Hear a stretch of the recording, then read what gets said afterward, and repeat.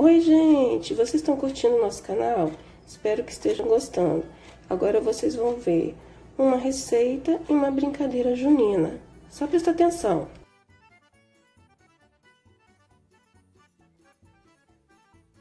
Junho é o mês das festas juninas. Esse mês comemoramos as festas juninas, mas esse ano está tudo diferente devido à pandemia.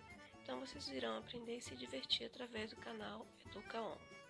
Esse vídeo tem uma receita junina e uma brincadeira para fazer em sua casa com a família. Estão prontos para começar? Vamos para as curiosidades juninas.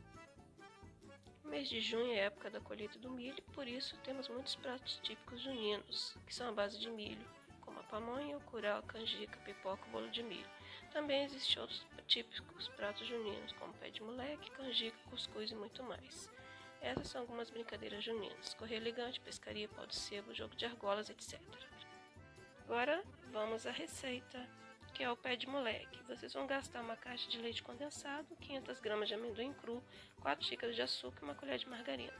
Modo de fazer: você põe todos os ingredientes numa panela, menos o leite condensado, e derreta o açúcar, mas não muito.